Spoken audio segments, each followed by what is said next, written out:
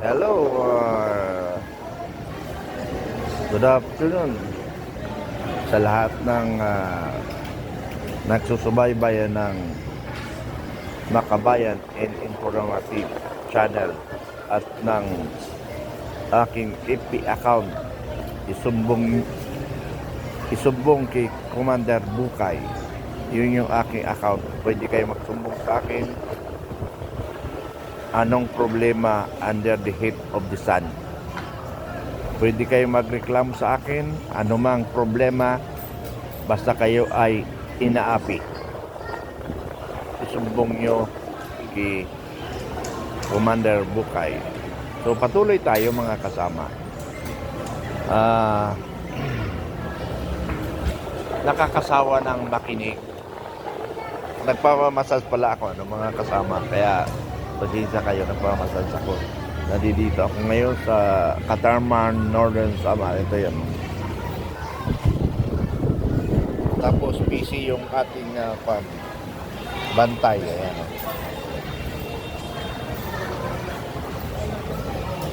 Okay, patuloy tayo. Ano? So, pag napapanood ko ang hearing sa Congress at sa Senado, nakakabuisit ng panoorin. Wala nang maganda tayong marinig kung hindi nag-aaway na lang sila. Sa Congress,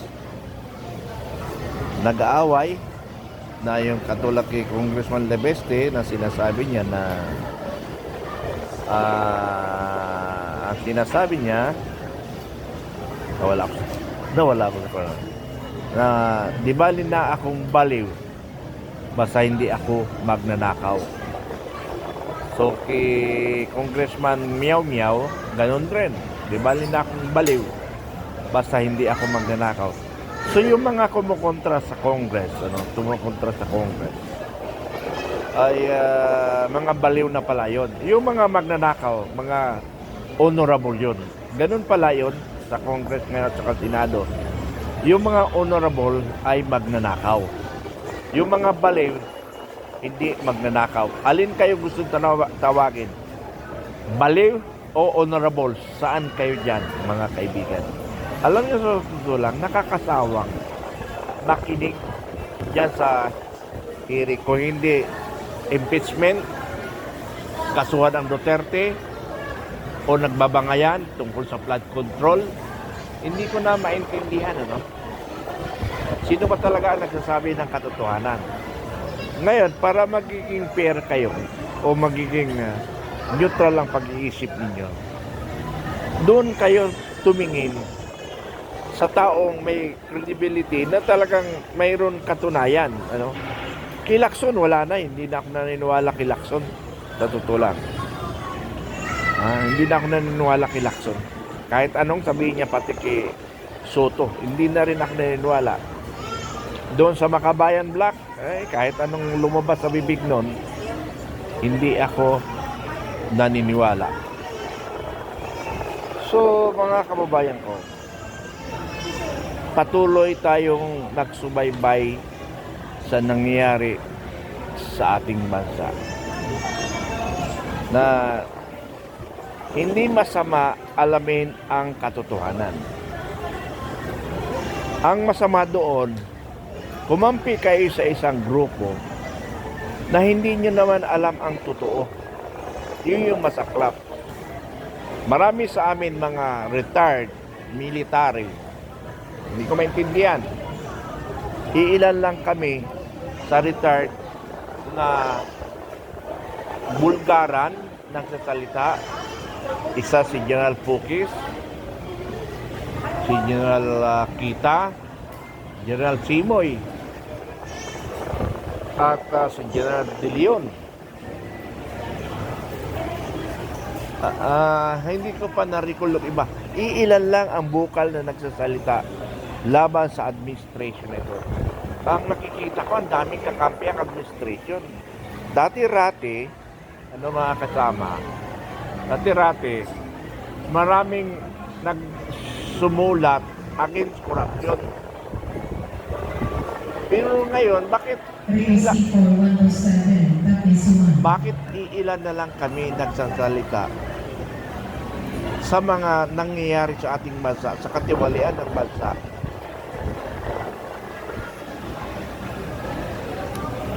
So, hindi ko malaman kung ano ang solusyon natin.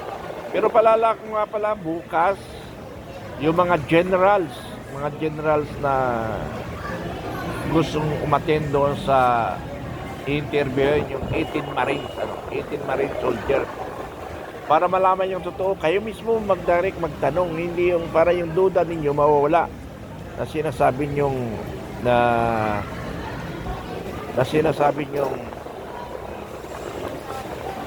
malita lang na walang laman. Hindi ang ibig sabihin na malita na walang laman. Ang mensahe noon, doon minimeasure kung gaano karami ang pera.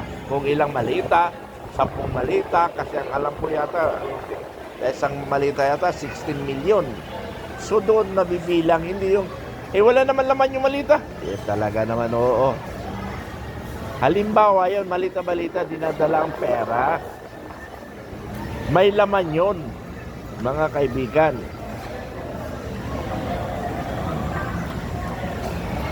So, mga kababayan ko, tulungan nyo ang ating bansa. Tulungan nyo. So, hanggang doon na lang tayo. Yung baliw, ang hindi magnanakaw. Yung honorable, yun ang magnanakaw. Maraming salamat. Patuloy tayo sa laban na ito. Yes, magandang araw. Ang pag-usapan natin ang paggamit kay Attorney Matibag, Ang akala ko 'to matibay. Matibay, Attorney, magandang araw sa iyo, Yung bang ginagawa mo ay galing sa iyong puso o galing sa iyong ambisyon? O nagpapagamit ka na wala kang prinsipyo? Dapat mag-isip man lang naman kayo. Alam mo, Attorney Matibag,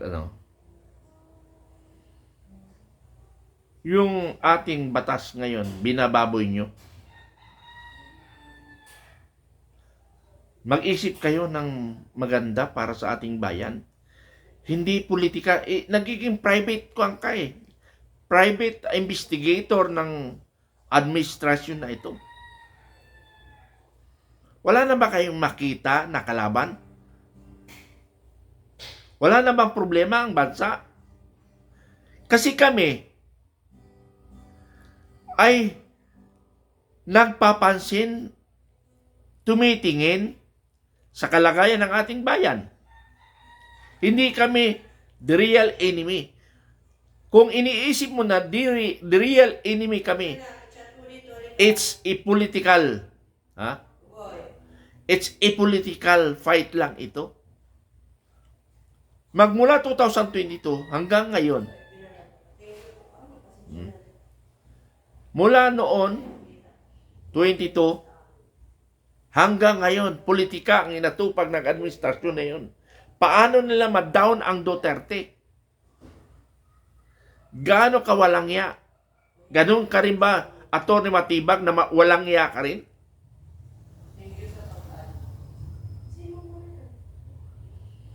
Pwede bang, Attorney Matibag, pwede tayo magdebate?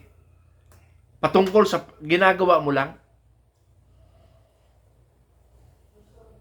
Doon lang sa focus. Ang topic natin, yung iyong mga aksyon.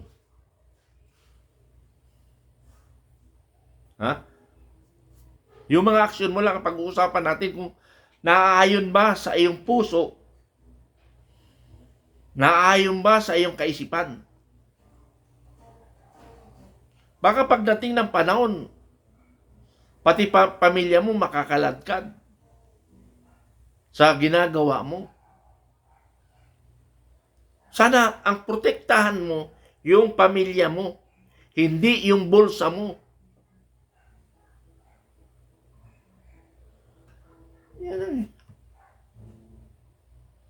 Protektahan mo yung pamilya mo. Yung reputasyon mo, yung reputasyon ng iyong pamilya, ang protektahan mo.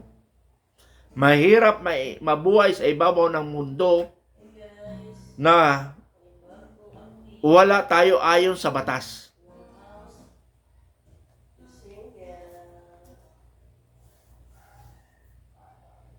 Kaya ako nananawagan sa iyo, Atty. Matibag. Sana naman magpatupad kayo ng tama. Hindi ayon sa utos. Wag lumalabas ka kasi na parang kang kwan eh. Nawala na yung Gagong Tory. Ha? Nawala na ang Gagong Tory na starring. Pero hindi yan mawawala sa kaisipan ng sambayan ng Pilipino. Si General Tory na tarantado. Ganun ang mangyayari sa'yo, Matibag. Ha? Kung ano yung naisip mo noong nag-i-starring si General Torre at anong iniisip ng taong bayan na narinig mo, ganun ang mangyayari sa iyo. Bakit kaway ba kami? National threat ba kami? Tanungin kita, Atty. Matibag. National threat ba kami? Hindi kami threat. Kami ay tumitingin sa kaayusan ng ating bansa. Ang national threat andyan nung Labor Day. Iniinsulto ng AFP, wala kayong ginawa. Kasi hindi pwede ang AFP dahil sabihin nila, military association na naman. Pero kayo, NBI, kaya niyong gawin yan. Wala ba kayo nasisilip, Atty. Matibag, sa kilos, sa ginagawa ng Makabayan Black ngayon?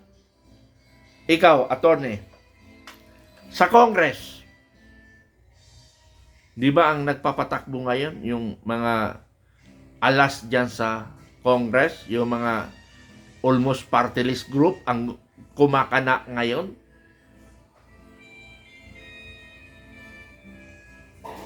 Bakit wala kayong report na yun sa taong bayan? NBI.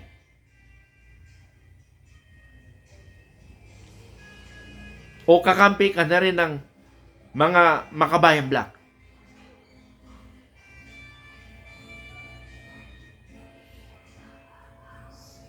Ako'y naawa sa ating bayan eh. Hindi ko rin maintindihan eh. Marami ring Pilipino na may kausap pa nga ako eh, isang doktora dito sa Lawang, Northern Samar.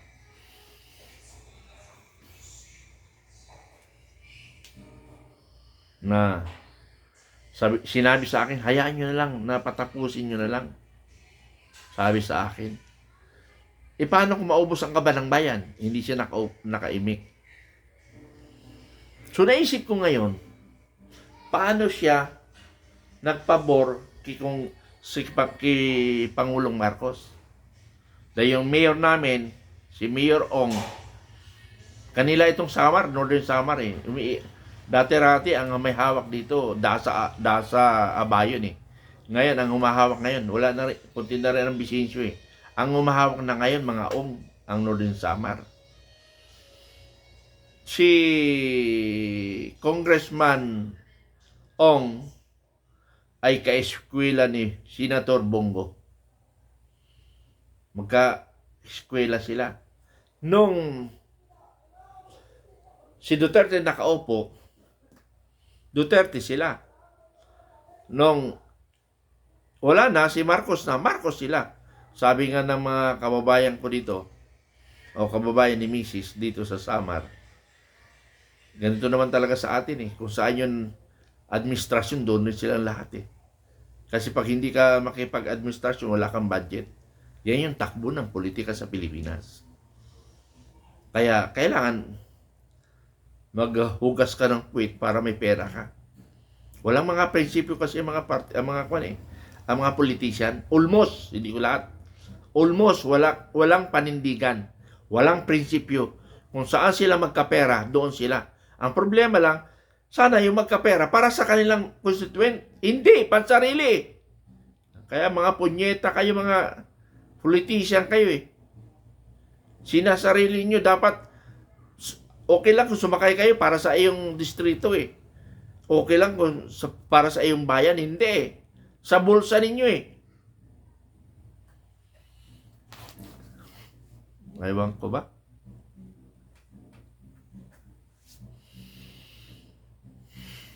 Sana mga kababayan ko, mag-isip tayo. Tulungan natin ating bayan. Kailan tayo kikilos? Pag gutom na tayo. Sana magkagutom na nga lang para lahat gutuman. Para kainin natin yung nasa gobyerno. Hay, Panginoong maawain. Anyway, nanalangin na lang tayo na sana si Atty. Matibag mauntog siya, baka magbago isip niya. Atty. Matibag, nakikiusap ako sa'yo. Nasundin mo lang yung ayon sa batas, yung huwag kayong mag-remedyo ng batas, yung katulad ginawa ni Torre. Kahit ako hindi abogado, nakikita ko na maling-mali, hindi napatupad ang tamang batas. Ganun din ang gagawin ni Matibag. Ito naman yung ang tawag dito, asong ulol ba? Sorry attorney sana wag mong gawin para hindi ka matawag na asong ulol. Na pinapakain ka ng masarap para maamo sa'yo. Maamo ka sa amo mo. So yun lang mga kasama. Maraming salamat Atty. Matibag. Sana mabago mo yung pananaw mo na protektahan mo ang pamilya mo. Huwag mong isama ang pamilya mo sa kahihiyan. Ha? Kasi itong labanan na ito, politika. Politika kasi ang labanan ito. Paano kung bumaliktad ang mundo? At walang yari yung susunod na administrasyon? Kawawa ang bayan natin. Tandaan mo.